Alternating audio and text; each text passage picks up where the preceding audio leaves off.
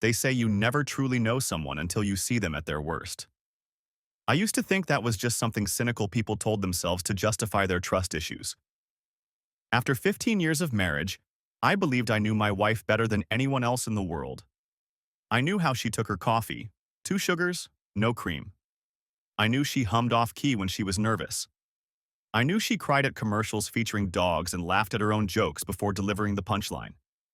I knew the constellation of freckles on her left shoulder and the way she scrunched her nose when she was concentrating. Or at least, I thought I knew her. My name is Daniel Garrett, and this is the story of how my life imploded on a random Tuesday in April. Not a holiday, not an anniversary, not even a particularly memorable day. Just an ordinary Tuesday that turned out to be anything but ordinary. This is about discovering that the person sleeping next to you for over a decade can be a complete stranger. It's about the moment when your entire reality shifts, when the foundation you built your life upon crumbles like sand, and you're left standing in the rubble wondering how you missed all the warning signs. This isn't a story about redemption or forgiveness. This isn't one of those tales where everyone learns a valuable lesson and grows as a person. This is raw, messy, and uncomfortable, because that's what betrayal actually feels like. It doesn't come with background music or convenient explanations. It comes like a sledgehammer to the chest when you least expect it, and it leaves you gasping for air in the wreckage of everything you thought was real. I'm telling you this story not because I want sympathy or because I think I'm special. I'm telling it because somewhere out there, someone else might be living my nightmare right now, noticing little inconsistencies, feeling that gnawing doubt in their gut, and convincing themselves they're just being paranoid. Maybe this will help them trust their instincts. Maybe it won't. But this is what happened when I stopped making excuses for the woman I loved and started paying attention to what was right in front of me. The first crack appeared on a Tuesday morning in April, though I wouldn't recognize it as such until much later. I was running late for a meeting with a potential client, scrambling around our bedroom in Riverside, Connecticut, looking for my good watch, the Tag Heuer my father had given me when I made partner at the architecture firm. My wife, Jennifer, had already left for her job at the marketing agency downtown, or so I thought. "Where the hell did I put it?" I muttered, checking the nightstand for the third time. That's when I grabbed Jennifer's iPad from her side of the bed, thinking maybe I'd left a note to myself about where I'd stored it during our recent closet reorganization. We shared the same cloud account, had for years, so all our devices synced automatically. It was one of those married couple conveniences that seemed smart at the time. The screen lit up, and I saw a text notification preview at the top. Tyler. Last night was incredible. Can't stop thinking about you. My hand froze. The watch forgotten, I stared at those words, my brain struggling to process them into something innocent. Tyler. Who the hell was Tyler? I scrolled through her contacts mentally. We knew several Tylers.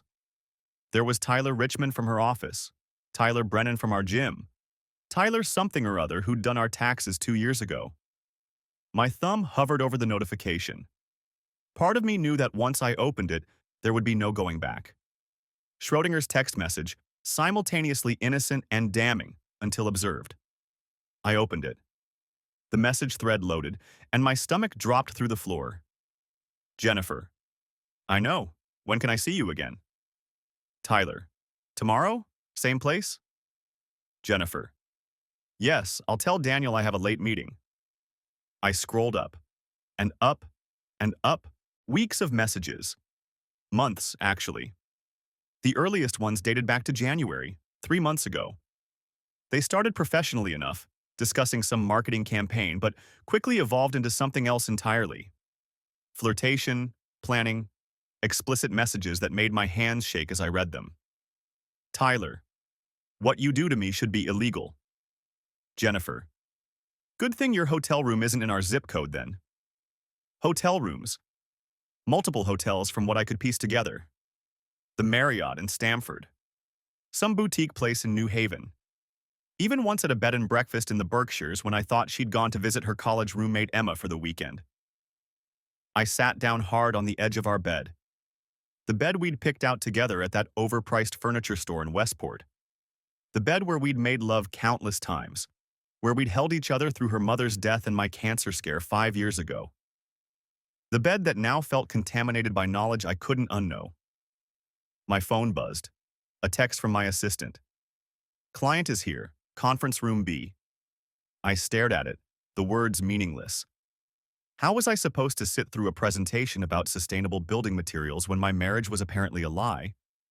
How was I supposed to smile and shake hands and pretend everything was fine when my world had just detonated? But I went. Because that's what you do, right? You compartmentalize. You function. You don't fall apart in public. The meeting was a blur. Somehow I got through it, even landed the contract, though I couldn't have told you a single detail about what was discussed. My mind was 3 miles away, in whatever hotel room my wife was probably planning to meet this Tyler person tomorrow. The meeting ended at 4:30. I remember checking my watch, the tag Hoyer I'd eventually found on the bathroom counter, because the gesture felt automatic, normal. Like maybe if I performed the routines of my life convincingly enough, the last 6 hours would unspool backward, and I'd wake up in a world where my wife wasn't having an affair. I drove home on autopilot, taking the same route I'd taken 5 days a week for the past decade. Past the Starbucks where Jennifer and I used to meet for coffee when we were dating. Past the dry cleaner where she picked up my suits every other Thursday. Past the grocery store where we'd argued last month about whether to buy organic strawberries. $12 for a plastic container of fruit. I'd thought it was ridiculous. She'd put them in the cart anyway, smiling at me like I was being charmingly stubborn rather than genuinely annoyed. Had she been sleeping with him then? In March, when we were debating produce prices? I pulled into our driveway at 5:15. Her car wasn't there yet. She usually got home around 6, sometimes 6:30 if traffic was bad. That gave me 45 minutes, maybe more. For what exactly? I sat in my car, engine ticking as it cooled, and tried to figure out what the hell I was supposed to do next. The rational part of my brain, the part that had somehow steered me through a client presentation while my marriage disintegrated, suggested I should gather evidence, take screenshots, document everything, prepare for the inevitable legal proceedings that would carve our shared life into 2 separate, diminished pieces. The irrational part wanted to walk inside, pack a bag, and disappear. Let her come home to an empty house and wonder where I'd gone. Let her feel, for just a few hours, a fraction of the vertigo I'd been experiencing since this morning. I did neither. Instead, I walked into our house, our home, the place we'd bought together 7 years ago, where we'd painted the bedroom that soft gray she loved and installed the kitchen backsplash I'd designed. And I stood in the entryway like a stranger. Everything looked exactly the same. The framed photos on the hallway wall, our wedding, a vacation in Maine, last Christmas with her parents. The throw pillows she'd bought at HomeGoods, the ones I'd thought were overpriced but admitted looked good on the couch. The stack of architecture magazines on the coffee table, my reading glasses folded on top. A museum of a marriage. Or maybe a crime scene. I set my briefcase down and walked to the kitchen. Poured myself a glass of water I didn't drink. Stared at the refrigerator where we kept a shared calendar, color-coded. Blue for my appointments, green for hers, red for joint commitments. Last weekend was marked in green. Emma, Berkshire's. The bed and breakfast. The one where she'd sent me a photo of her breakfast, poached eggs and toast on a rustic wooden table, with the caption, "Wish you were here." I'd texted back a smiley face and gone to play golf with my college roommate, actually grateful for a weekend to myself. I pulled out my phone and opened the photos she'd sent me over the past 3 months. Scrolled through them with fresh eyes, looking for clues I'd missed. February. A selfie from what she'd said was a client dinner. I zoomed in now and noticed the background. Dim lighting, intimate booth seating. Not the kind of place you'd take a client unless you were trying to impress them. Or seduce them. March. A picture of a latte with elaborate foam art. Coffee break, the caption read. The timestamp said 2:30 on a Wednesday. I pulled up my own calendar. I'd been in a meeting with the zoning board that afternoon. She could have been anywhere. April.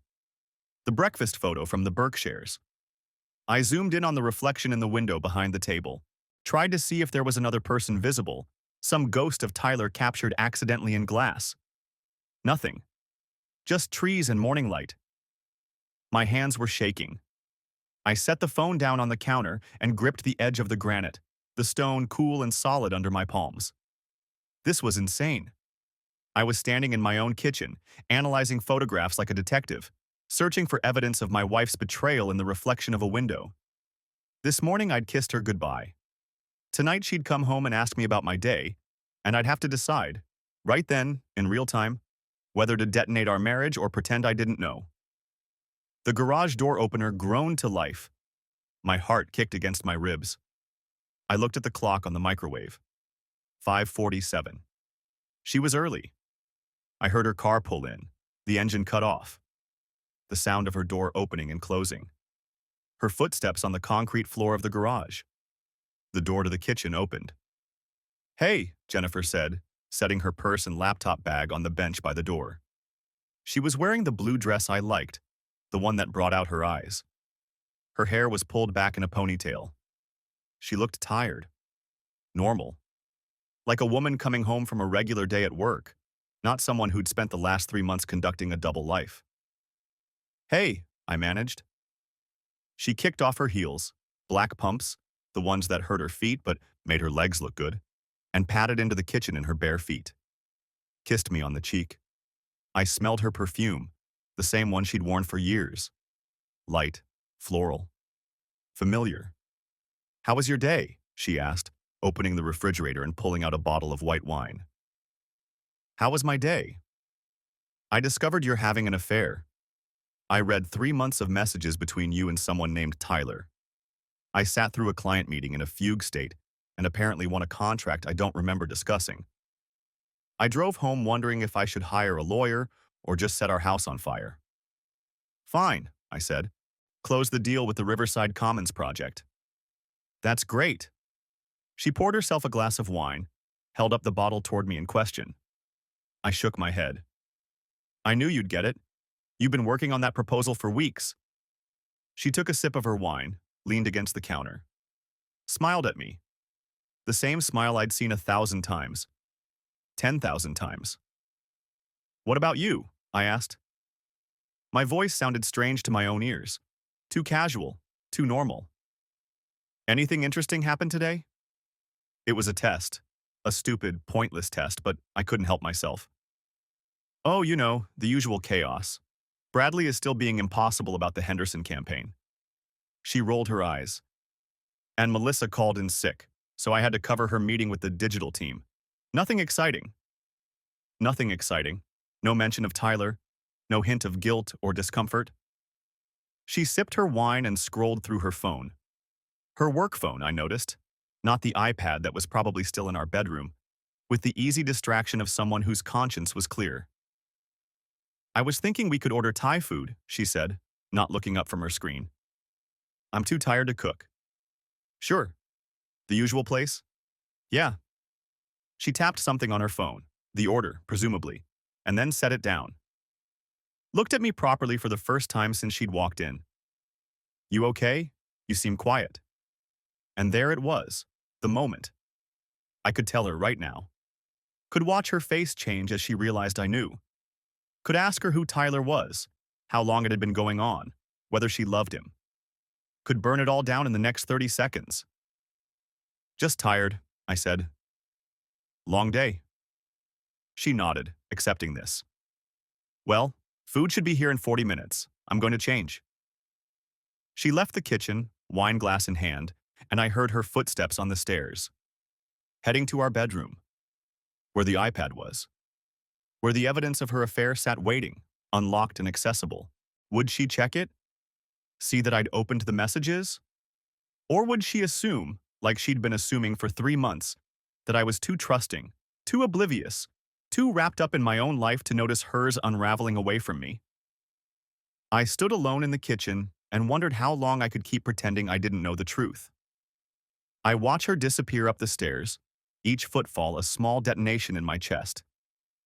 The house settles into silence except for the creak of floorboards above my head. Our bedroom, where she's probably changing out of her work clothes. The same bedroom where I read those messages this morning. The same bed where we've slept together for 15 years. Or haven't slept together, more accurately. When was the last time we had sex? February? Early March? I can't even remember. At the time, I'd chalked it up to busy schedules, stress, the natural ebb and flow of a long marriage. Now I know better. She was getting it elsewhere, getting it from Tyler at the Marriott in New Haven, at that boutique place in Westport, at the bed and breakfast she told me was a girls' weekend. My phone buzzes. Work email. Something about the Riverside Project timeline. I stare at the words without comprehending them. The water runs upstairs. She's in the bathroom now, washing off her day, washing off her lies. I should confront her. That's what you're supposed to do, right? That's what happens in movies and books. The betrayed spouse confronts the cheater, there's a big dramatic scene, tears and recriminations and thrown objects. Someone sleeps on the couch. Someone moves out. But I can't make my body move. I'm still standing in the same spot in the living room where I was when she asked if I was okay. My briefcase still in my hand like I'm a statue of a commuter, frozen in time. The water shuts off. I force myself to move, to set down my briefcase, to walk to the kitchen. I need to do something normal. Something that doesn't involve thinking about Tyler's hands on my wife's body, about the hotels, about the lies. I open the refrigerator, stare at its contents. We have leftover pasta, some vegetables going soft in the crisper, a six-pack of the IPA I like. I grab a beer, twist off the cap, take a long drink. Did you want Thai, or should we just finish the pasta? I nearly drop the bottle. Jennifer's standing in the kitchen doorway, changed into yoga pants and an old college sweatshirt.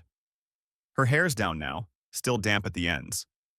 She looks so normal, so familiar. This is the Jennifer I've known for 17 years, 15 married, 2 dating before that. The Jennifer who wears my old shirts to bed, who cries at dog food commercials, who knows exactly how I take my coffee even though I've never explicitly told her. Except I don't know her at all, do I? Thai's fine, I hear myself say. My voice sounds almost normal. The usual place? Perfect.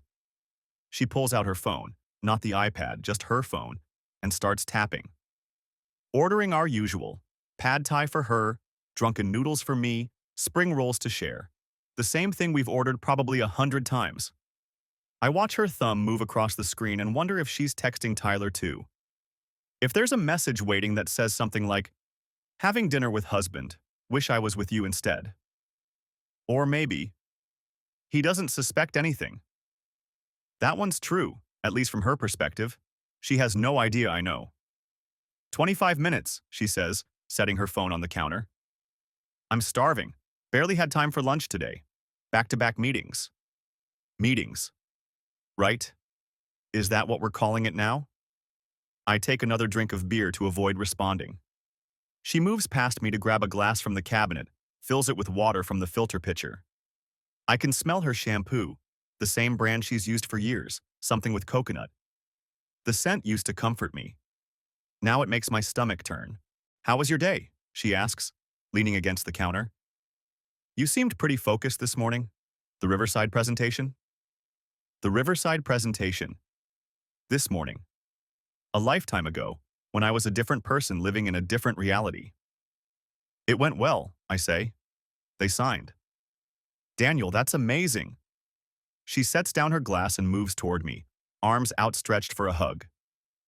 I force myself not to flinch, to accept the embrace, to put my free arm around her and pat her back like everything's fine, like I didn't spend my lunch break sitting in my car reading through months of her affair. I'm so proud of you. This is huge for the firm. Yeah, I step back, taking another drink. Big project, lots of work ahead. We should celebrate. She's smiling at me, genuine warmth in her eyes. Or maybe it's not genuine. Maybe I just can't tell the difference anymore. This weekend? That new steakhouse in Stamford? This weekend. I wonder if she already has plans with Tyler. If she'll suddenly remember some obligation, some friend who needs her, some work emergency. Sure, I say. Great. I'll make a reservation. She picks up her phone again, tapping. Making a note, probably. Or texting him. I can't see the screen from this angle. The silence stretches between us. She's looking at her phone, I'm looking at my beer, and neither of us is saying what we're really thinking. Except I know what I'm thinking. I'm thinking about hotel rooms and lies and a man named Tyler. What's she thinking? Is she thinking about him too? Is she feeling guilty? Does she feel anything at all? I was thinking, she says, still looking at her phone. Maybe we could plan a trip this summer. It's been forever since we went anywhere together. Maybe Maine? We always talked about doing that coastal drive. We did talk about that. Years ago, before everything. When we still made plans together, still imagined a future that extended beyond next week's calendar. Maybe, I say, because what else can I say? We won't be together this summer because you're sleeping with someone else and I'm going to divorce you.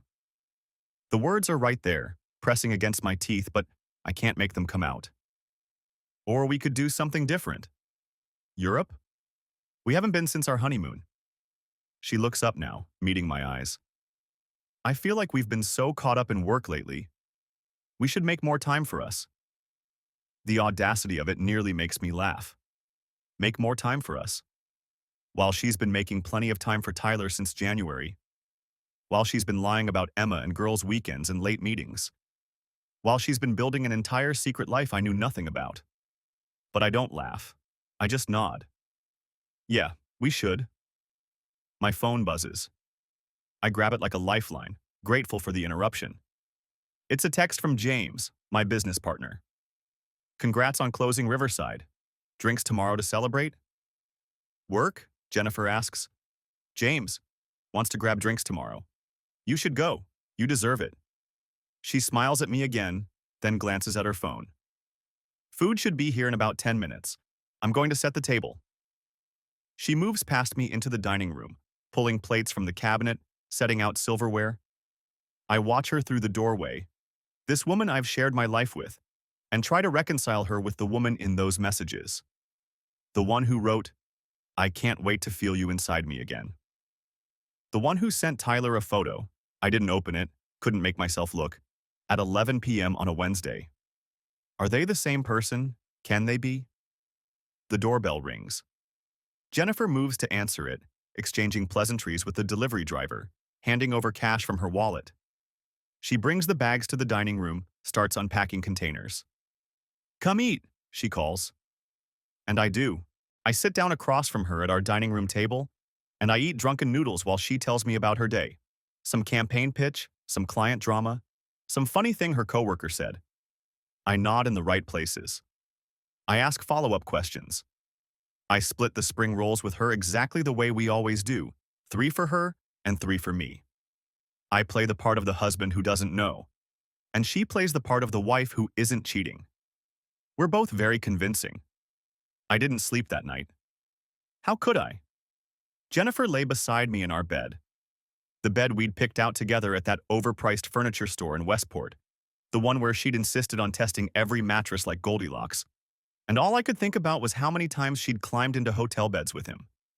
How many times she'd texted him from this very spot, maybe while I was in the shower or downstairs making coffee. She fell asleep easily. Of course she did.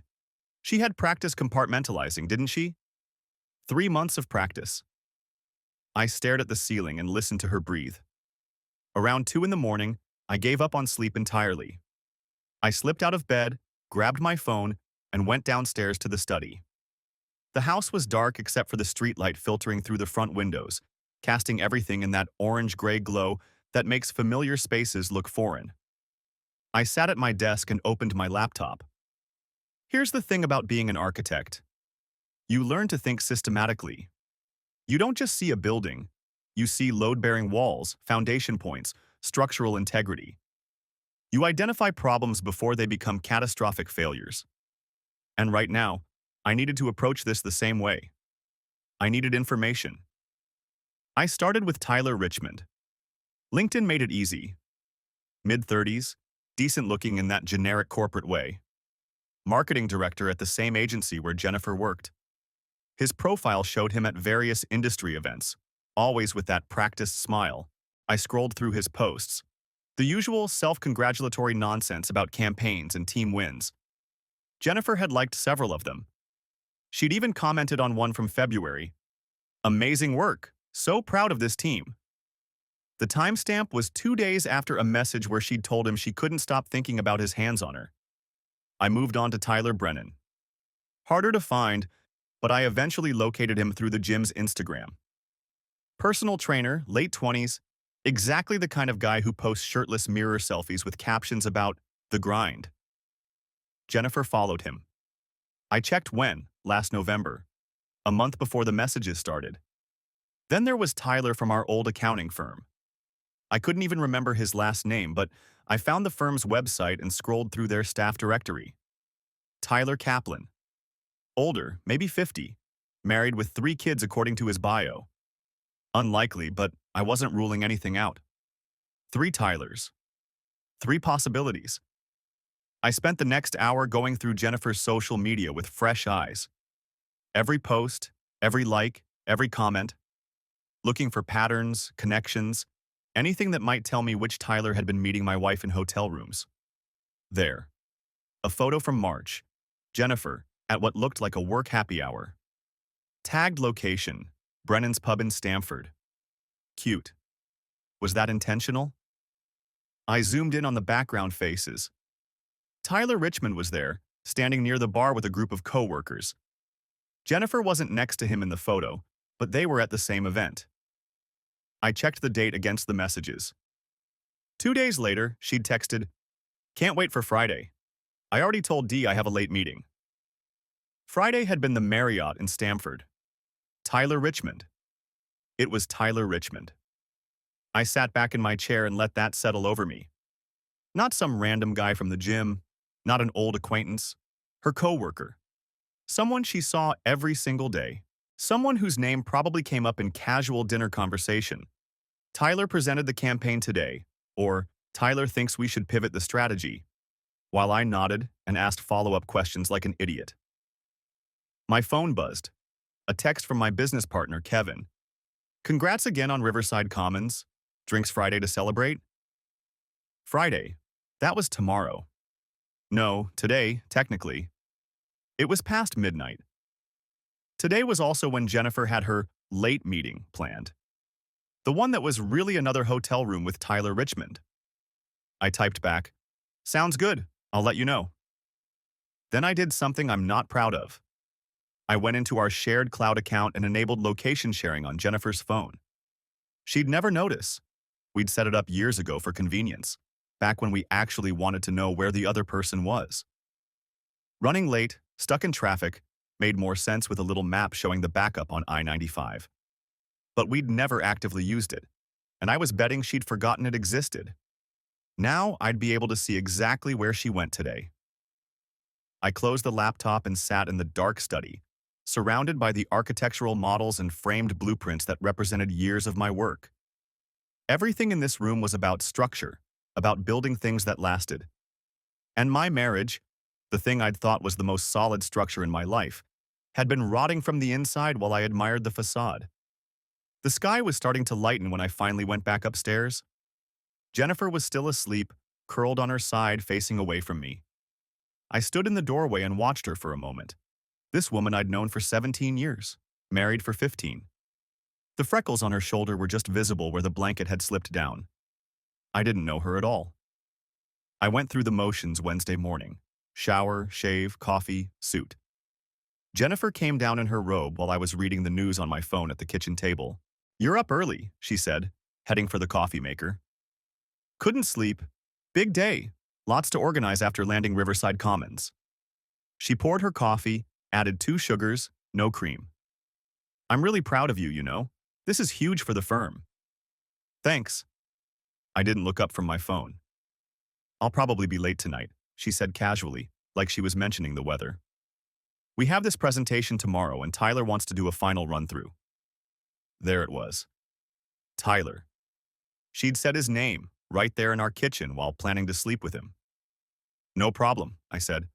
"I might grab drinks with Kevin anyway. Celebrate a little." "You should." She came over and kissed the top of my head. Her hand rested briefly on my shoulder. "You deserve it." I wanted to grab her wrist. I wanted to ask her how she could touch me like that, kiss me like that, while planning her evening with him. I wanted to pull out my phone and show her that I knew, that I'd seen everything, that her careful lies were transparent as glass. Instead, I said, "What time do you think you'll be done? 9? Maybe 9:30? I'll text you." "Sounds good." She went upstairs to get ready for work. I sat at the kitchen table and watched my coffee get cold, thinking about how easy it was for her, how naturally the lies came. No hesitation, no guilt in her voice, just smooth, practiced deception. My phone was on the table in front of me. I opened the location app and saw her dot upstairs in our bedroom, getting dressed for a day that would end in a hotel room with Tyler Richmond.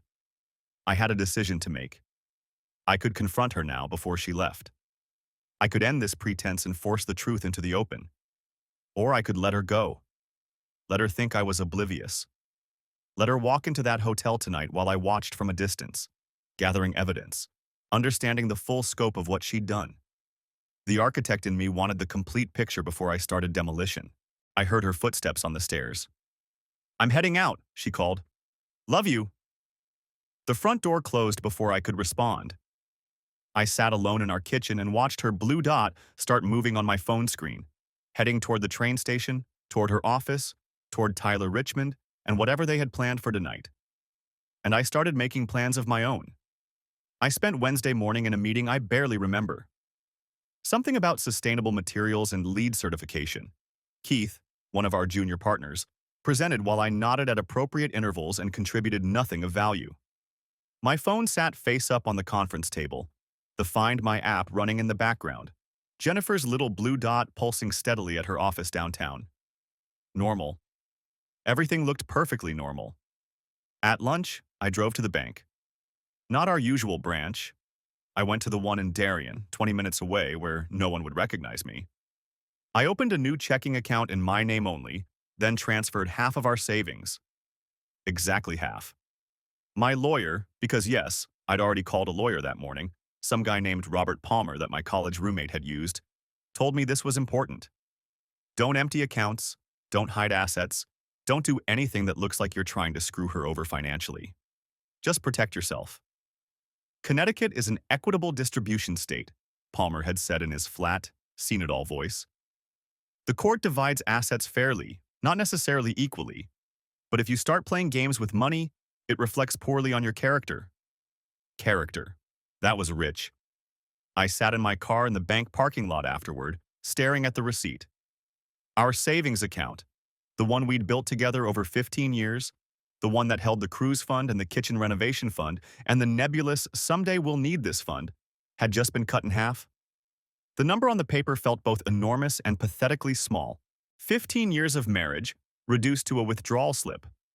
My phone buzzed. Jennifer. Grabbing lunch with Amy. Want me to bring you anything? Amy. Her work friend. Probably real, probably not Tyler.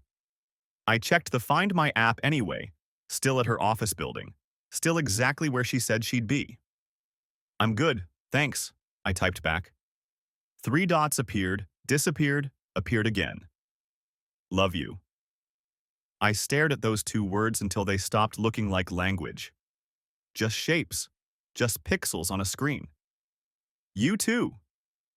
I finally sent back, because what else do you say? What's the protocol when your wife tells you she loves you and you absolutely know, that in approximately 6 hours she'll be in a hotel room with someone else? The afternoon crawled. I reviewed blueprints for a residential project in Westport, caught 3 errors our intern had missed, and approved material samples for a commercial renovation. Routine work. Muscle memory. My hands knew what to do even when my brain had checked out entirely. At 4:47 p.m., Jennifer's dot started moving. I watched it travel down Route 1, away from her office. Not toward home. Not toward any of the hotels I'd seen in her messages. Somewhere new.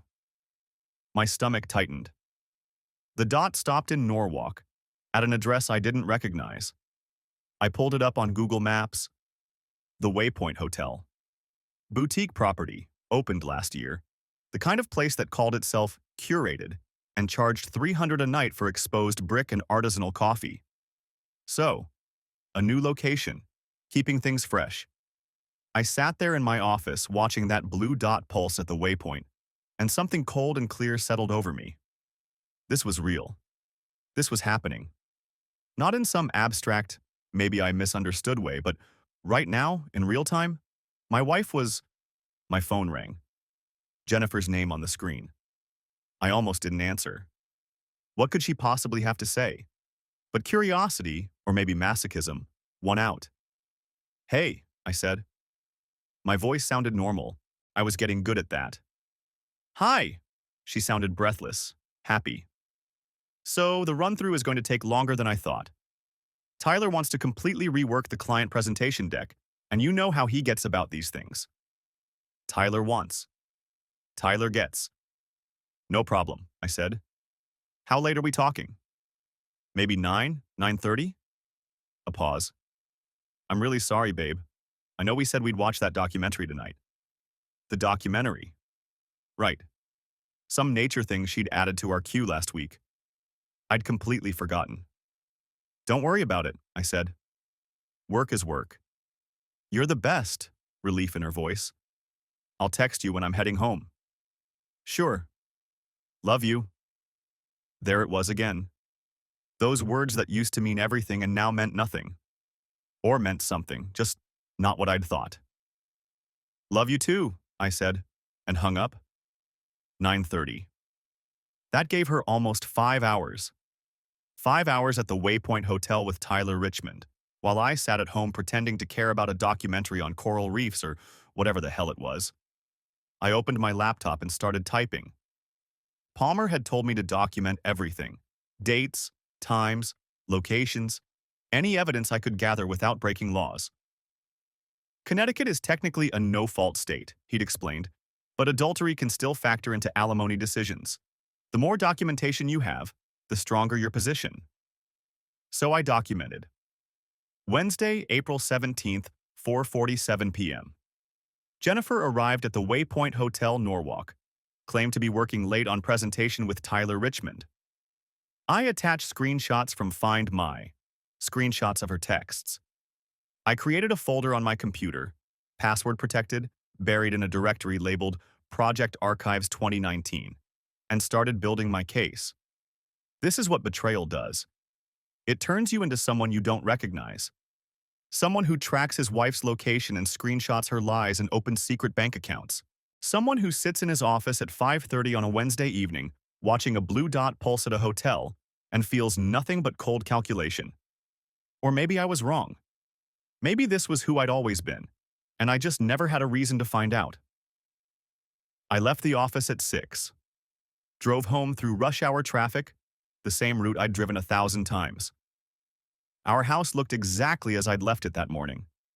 Same white colonial, same black shutters, same carefully maintained landscaping that we paid Miguel $200 a month to keep pristine. Inside, everything was still. I stood in the kitchen, looking at the breakfast dishes I'd loaded into the dishwasher, the coffee maker Jennifer had used, the notepad by the phone where she'd scribbled a grocery list in her looping handwriting. Milk, bread, those crackers Daniel likes? Those crackers Daniel likes. She'd written that this morning, probably right before she left to spend the evening screwing someone else. I pulled out my phone. The blue dot was still at the waypoint. Still exactly where I knew it would be. 9:30, she'd said. Maybe later. I had time. I went upstairs to our bedroom. Our bed, our space, the room where we'd made love and fought and reconciled and built a life, and opened her nightstand drawer. I'd already been through her iPad, but there had to be more. There's always more. Beneath a stack of magazines and a half-empty bottle of lotion, I found a small black notebook. The kind you'd buy at any drugstore, nothing special. I opened it. Her handwriting filled the pages. Not diary entries exactly, more like scattered thoughts. Fragments. January 8th. Stayed late to help T with the Brennan pitch. He gets me in a way I haven't felt in years. January 22nd. Coffee before work. Just talking, but it felt like more. Should I feel guilty? I do. I don't. I don't know. February 3rd. First time. I can't believe I did this. I can't believe how alive I feel. February 14th. Daniel gave me flowers for Valentine's Day. Beautiful roses, my favorite.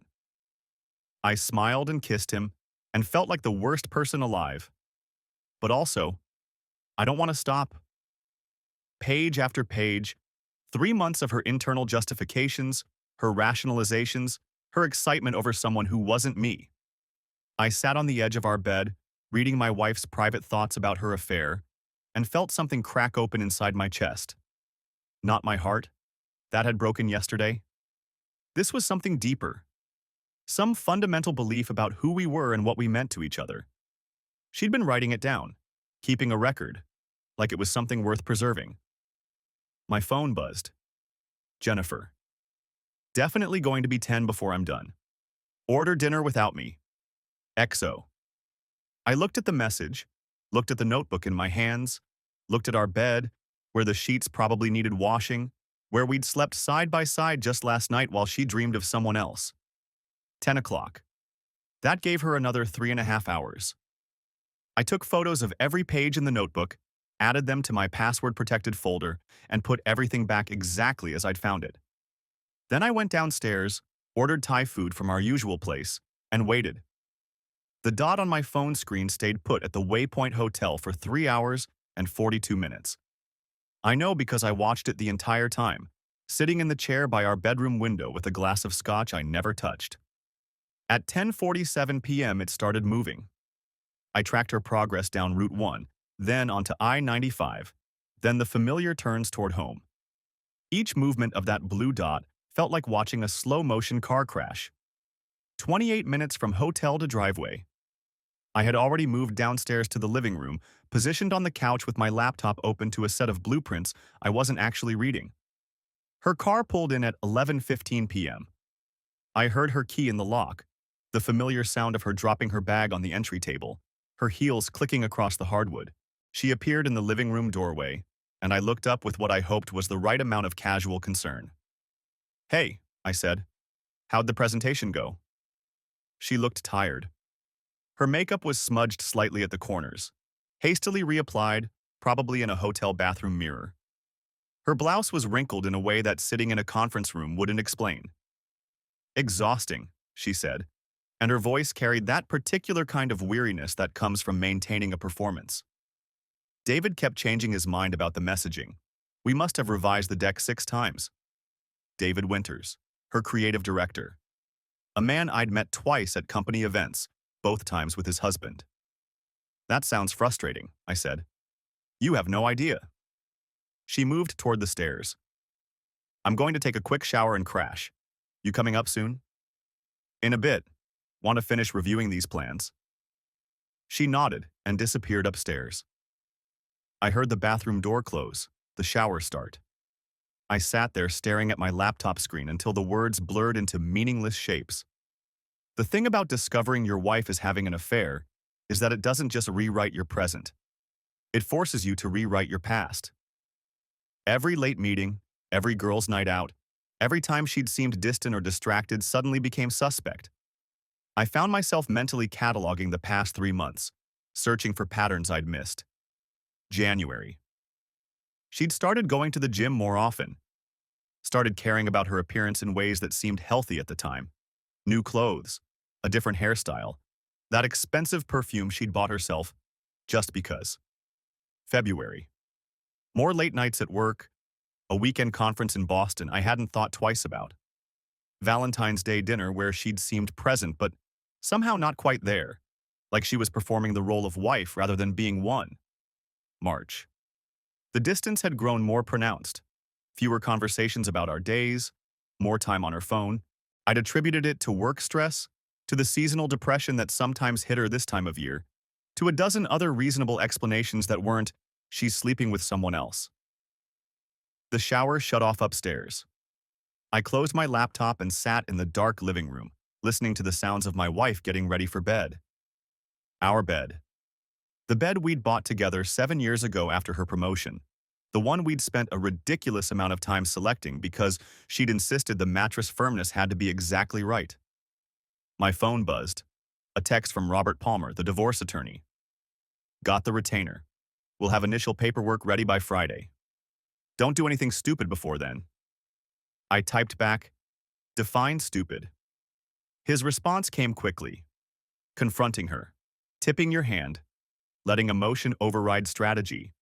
You're doing everything right so far. Stay the course. Stay the course. As if my marriage was a ship I was deliberately steering toward the rocks. I heard Jennifer call down from upstairs. Daniel, you okay down there? Yeah, I called back. Just got caught up in work. Coming now. I climbed the stairs like a man ascending a gallows. She was already in bed, propped against her pillows with her own laptop, probably checking those messages I'd read earlier. Probably deleting new ones. The thought made my stomach turn. I went through my nighttime routine on autopilot, brushed my teeth, changed into sleep clothes, set my phone on the nightstand. When I slid into bed beside her, she didn't look up from her screen. Big day tomorrow? She asked absently. Site visit in the morning, then meetings all afternoon. She was typing something, her fingers moving quickly across the keyboard. A message to Tyler, maybe. Or David, maintaining the fiction of tonight's presentation crisis. Or her mother. Or a friend. Schrodinger's message, simultaneously innocent and damning until observed. She closed her laptop and set it aside, then turned to look at me. In the lamplight, she looked like the woman I'd married. Same eyes, same slight overbite she'd always been self-conscious about, same freckles scattered across her nose like constellations. I love you, she said. The words hit me like a physical blow. I wondered if she'd said the same thing to Tyler 3 hours ago, tangled in hotel sheets. I wondered if she meant it when she said it to me, or if it was just another line in the script she was performing. Love you too, I said, because what else could I say? She leaned in and kissed me, brief, chaste, the kind of kiss that spoke of comfortable familiarity rather than passion. Then she turned off her lamp and settled into her pillow, her back to me. I lay there in the dark, listening to her breathing slow and deepen as she drifted toward sleep. The woman who'd spent the evening with another man now sleeping peacefully beside me, as if nothing was wrong. As if our marriage wasn't a hollowed-out shell, all facade and no foundation. My phone screen glowed softly on the nightstand. I picked it up and opened the tracking app one more time.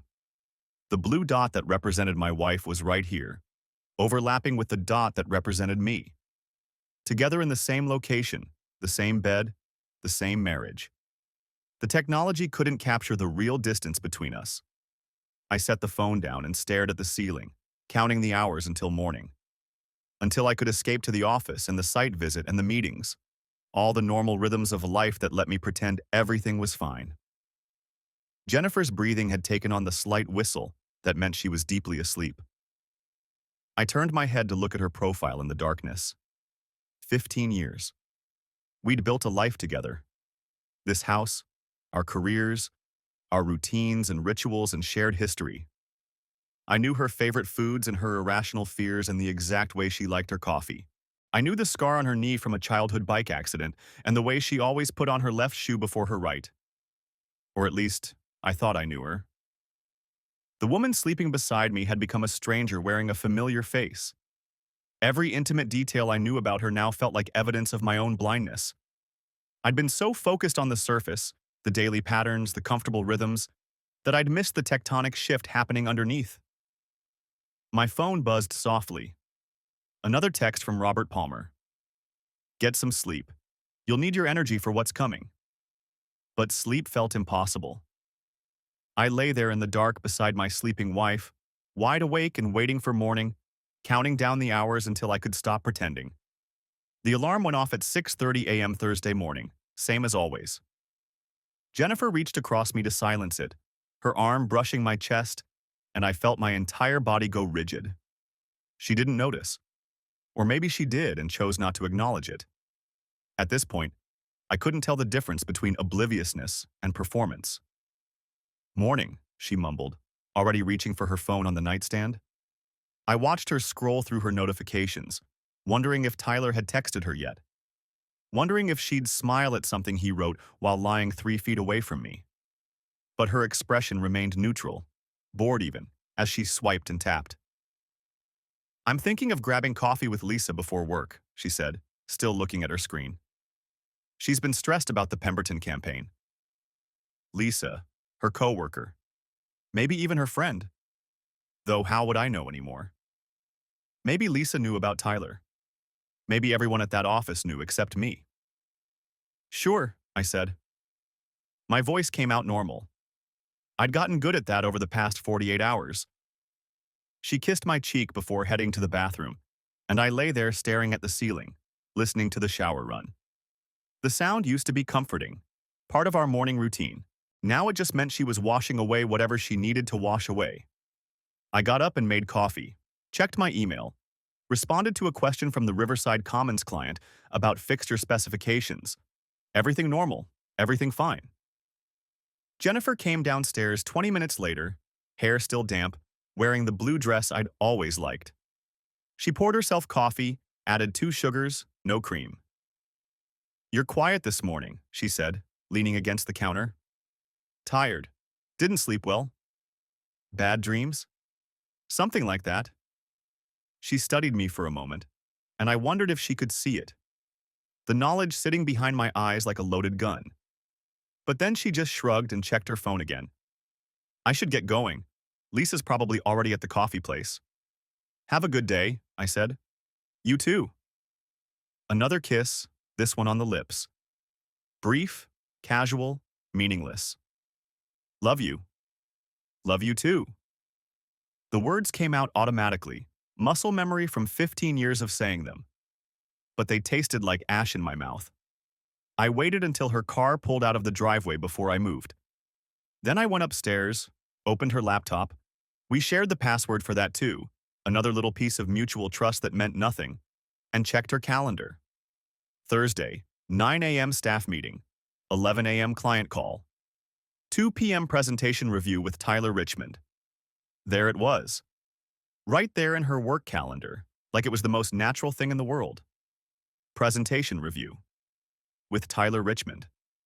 At 2 p.m., I pulled out my phone and opened the tracking app. Her location showed her at a Starbucks on Main Street. Probably actually meeting Lisa then. Or maybe that was a lie too. Maybe she was meeting Tyler for a pre-work encounter, some quick hotel room session before they both headed to the office to maintain their professional facades. But no, at 8:47 a.m. her location changed to her office building downtown. She'd actually gone to work. I should have felt relieved. Instead, I just felt exhausted. My phone buzzed. A text from my business partner, Eric. Morning meeting pushed to 10. Client wants to bring his wife to weigh in on the interior specs. I texted back, "No problem, I'll be there." The office, work, the one place where everything still made sense, where I could lose myself in elevations and load calculations and building codes, where I didn't have to think about hotels or text messages or the way my wife's face looked when she lied to me. I got dressed, grabbed my briefcase, and headed out. The morning meeting went well.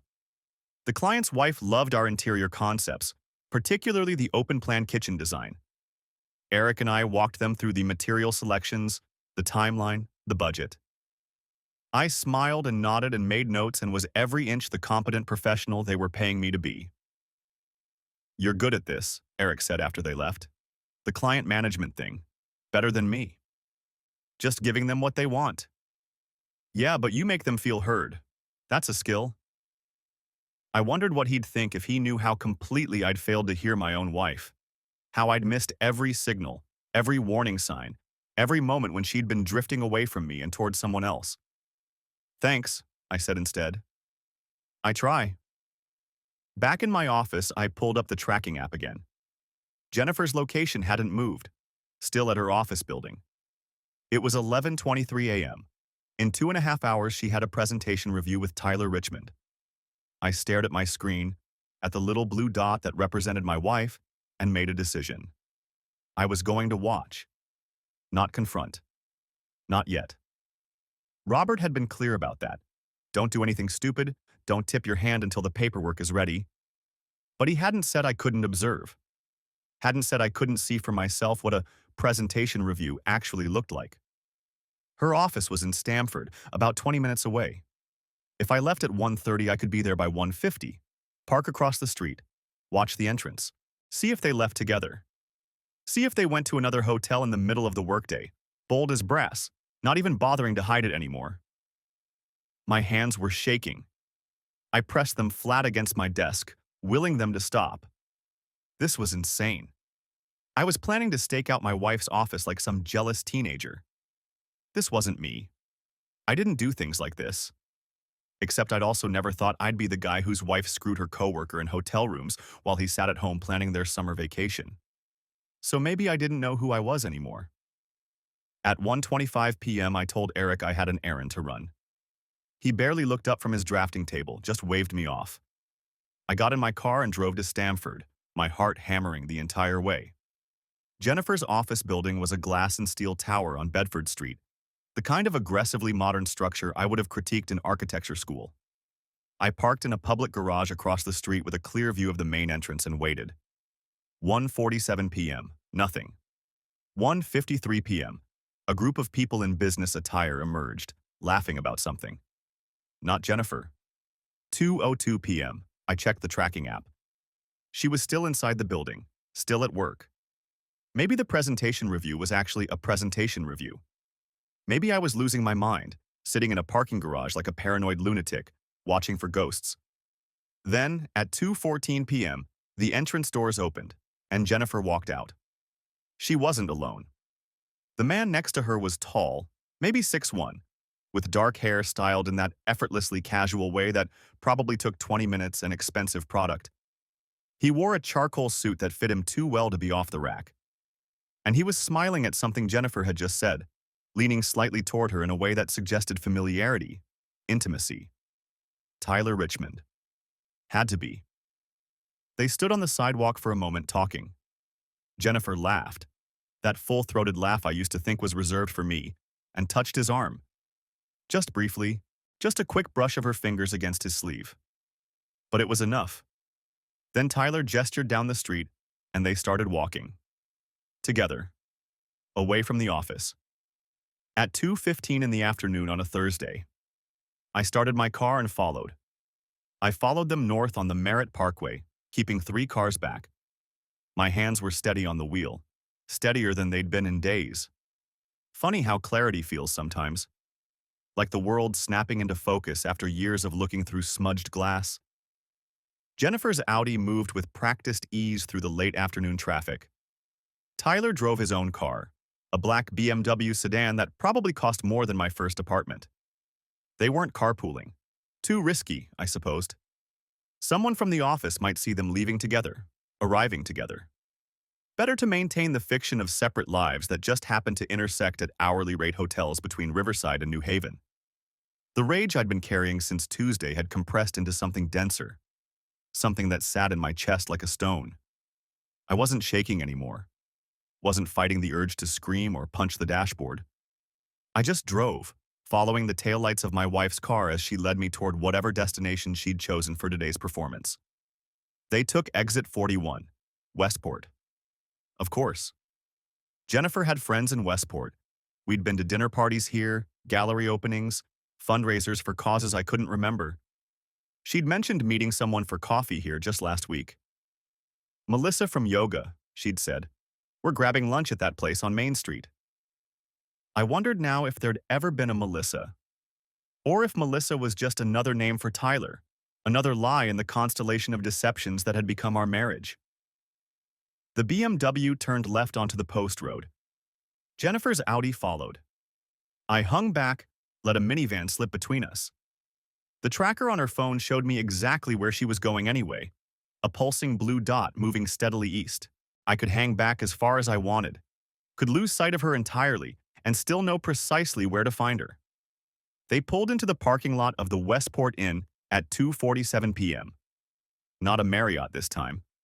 Not a Holiday Inn or a boutique hotel with a French name. This was upscale in that studied New England way. White clapboard and black shutters, window boxes probably filled with seasonal flowers, a discreet sign that whispered money rather than shouting it.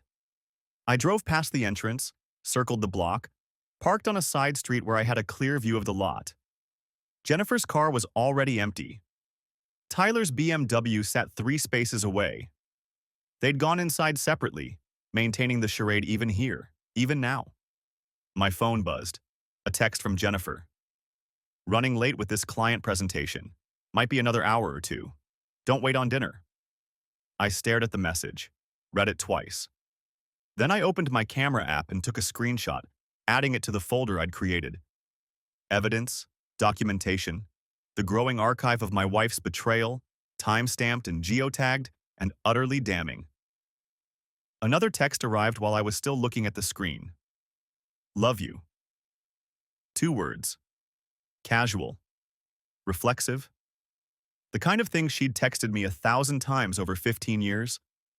The kind of thing that used to make me smile when it popped up during a long meeting or a difficult day. I didn't respond.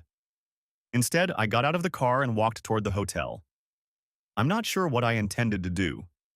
Confront them? Burst into whatever room they'd rented and force the whole rotten truth into the open? Or just stand in the lobby like a ghost haunting his own life, waiting to see if they'd notice me? The lobby was exactly what I'd expected. Tasteful, expensive. A fireplace that probably worked. Leather chairs arranged in conversation clusters. A front desk staffed by a young woman with the kind of professional smile that suggested she'd seen everything and judged nothing. I didn't see Jennifer. Didn't see Tyler. They were already upstairs, already behind one of those numbered doors, already doing whatever it was they did when they thought no one was watching. Can I help you, sir? The desk clerk's smile brightened as I approached. I'm meeting someone, I said. The lie came easily. A colleague. She should have checked in a few minutes ago. Jennifer Garrett? The clerk's fingers moved across her keyboard. I'm sorry, sir. I don't show anyone by that name checked in today. Of course not. Jennifer was smarter than that.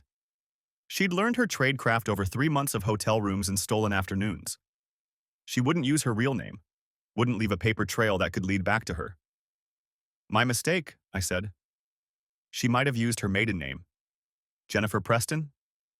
More typing. Another apologetic smile. I'm sorry, no. What about Tyler Richmond? Something flickered across her face. Recognition, maybe? Or just the professional discomfort of a service worker caught between competing loyalties. I can't give out information about our guests, sir. Privacy policy. Which meant he was here. Meant he'd checked in. Probably under his own name because men like Tyler Richmond didn't think they'd get caught. Didn't believe the rules applied to them. Of course, I said. I understand. I'll just call her.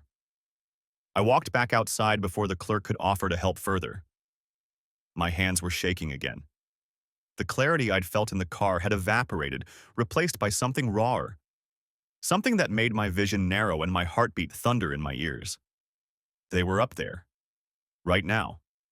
In a room I couldn't see, living a version of their lives that had nothing to do with me.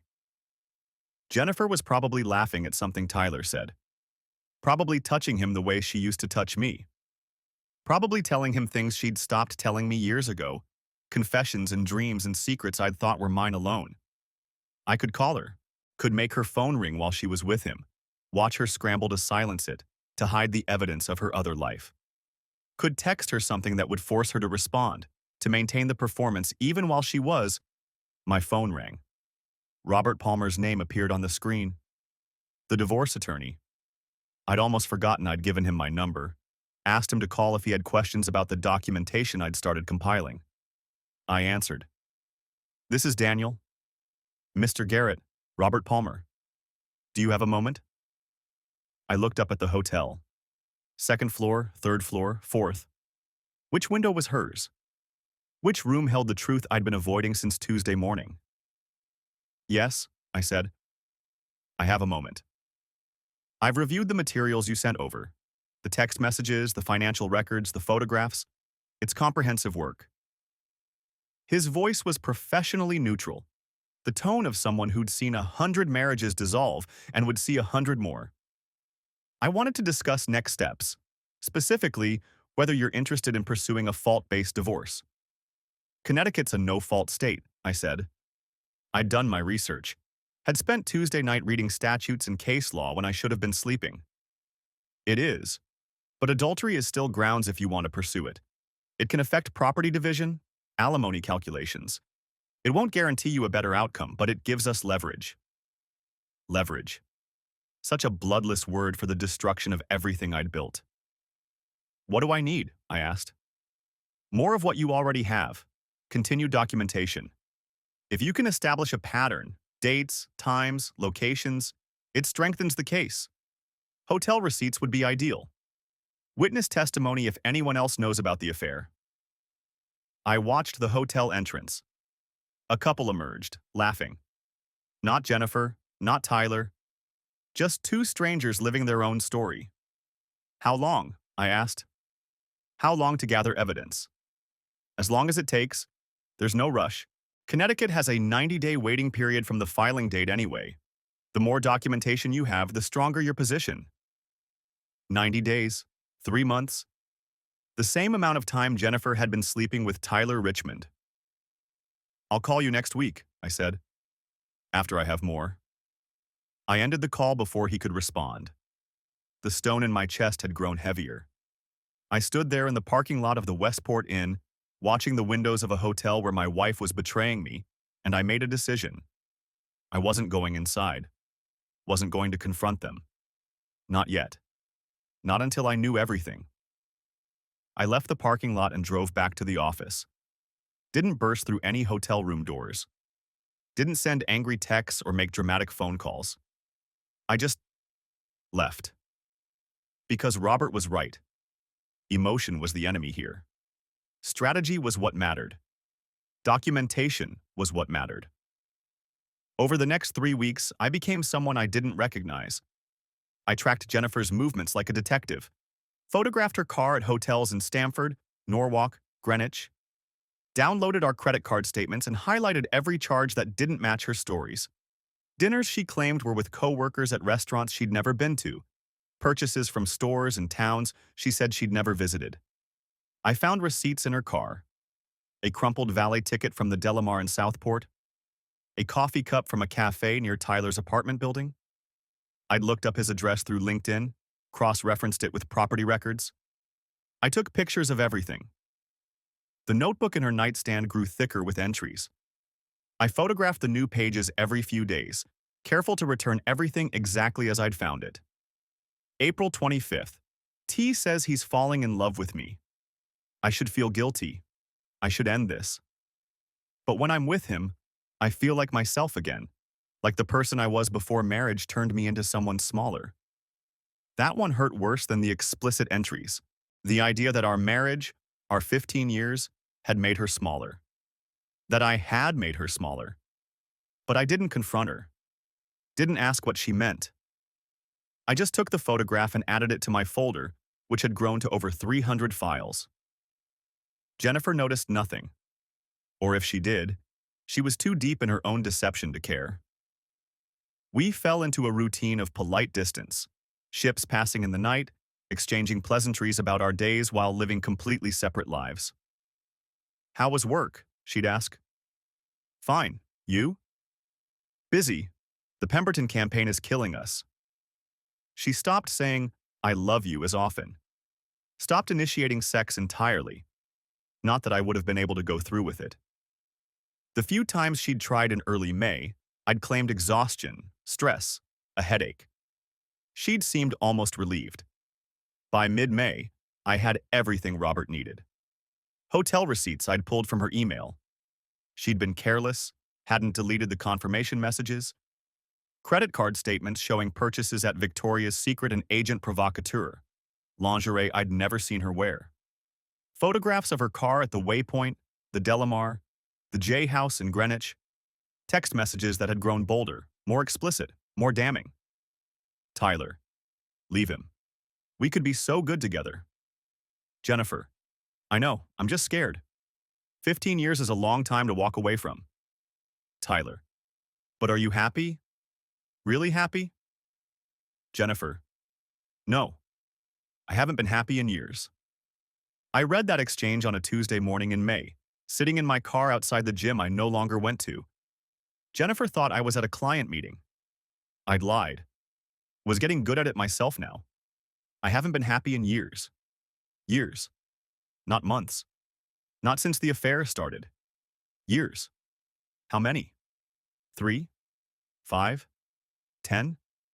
Had our entire marriage been a slow march toward this moment?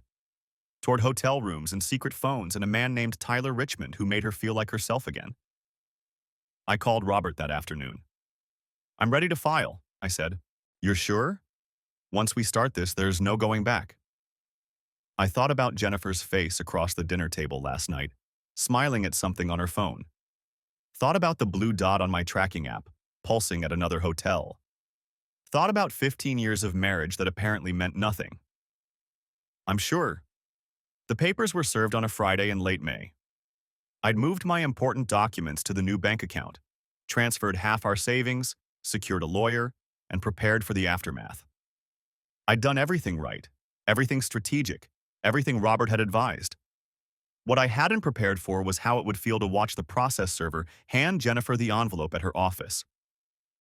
I wasn't there. Robert had advised against it. But I tracked her phone, watched the blue dot stay stationary at her building for 3 hours after she was served. Watched it finally move, not toward home, but toward Tyler's apartment in Stamford. She called me at 6:47 p.m. I was at the house, packing my things into boxes. Robert had suggested I move out before she got home, avoid the confrontation, make it clean. I answered on the 4th ring. "Daniel." Her voice was wrecked. Tears, anger, disbelief all tangled together. "What the hell is this?" "Divorce papers," I said calmly. I thought they were pretty self-explanatory. "You can't just... We need to talk about this. We need to..." "Talk?" I laughed, and it came out bitter. "Like we talked about Tyler? Like we talked about the Marriott in Stamford, or the Waypoint in Norwalk, or that bed and breakfast in the Berkshires you told me was a girls' weekend?" Silence. Long enough that I thought she might have hung up. "How long have you known?" she finally asked. "Since April. Since I saw the messages on your iPad." "April." Her voice went flat. "You've known since April and you didn't say anything?" "I was gathering evidence. For this." I gestured at the papers she couldn't see, the boxes I was packing, the marriage I was dismantling with the same careful precision I'd use on a building demolition. "Evidence." She said it like a curse. "Jesus Christ, Daniel. We could have talked about this. We could have tried..." "Tried what? Marriage counseling? A fresh start?" The anger I'd been suppressing for 6 weeks finally broke through. "You've been screwing your coworker for 4 months. You wrote in your diary that you haven't been happy in years. What exactly did you want to try?" Another silence. "I didn't mean for this to happen," she said quietly. "Nobody ever does. Daniel, the attorney's information is in the papers. Have your lawyer contact him. I'll be out of the house by tonight." "Where are you going?" "Does it matter?" I hung up before she could answer. The divorce took 7 months.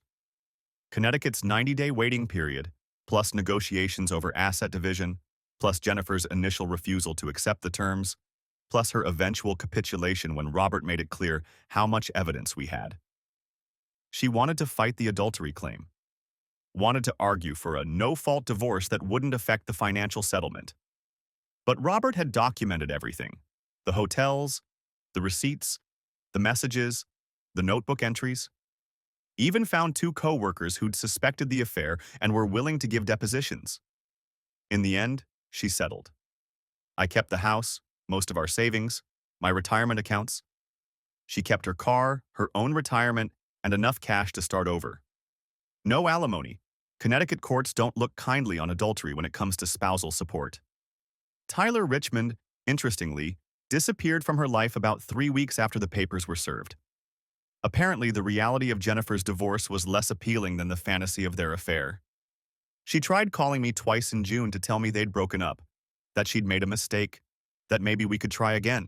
I didn't answer, didn't call back, just forwarded the voicemails to Robert in case we needed them. The divorce was finalized on December 18th. A Tuesday, ironically. 8 months after I'd discovered the messages. 15 years and 8 months after I'd married Jennifer Preston in a ceremony at her parents' country club, believing I'd found my person, my partner, my forever. I signed the papers in Robert's office. Jennifer signed them remotely. She'd moved to Boston in October, taken a job at a different agency, started the process of rebuilding her life somewhere I wasn't. "How do you feel?" Robert asked after the clerk left with the finalized documents. I thought about it. Really thought about it. "Empty," I said finally. "Not sad, not angry, just empty." He nodded like he'd heard it before. "That's normal. Give it time." It's been 2 years now. I'm sitting in my office, a different office actually. I made partner at a new firm 6 months after the divorce, took on bigger projects, threw myself into work the way people do when they're trying not to think about the wreckage of their personal lives. The Riverside Commons project won an award. I gave a speech at the ceremony, thanked my team, smiled for photographs. Didn't mention that I barely remembered designing it, that those months were a blur of hotel parking lots and tracking apps and evidence folders. I've dated a few people, nothing serious. There's a woman named Ashley I see sometimes, a landscape architect I met at a conference.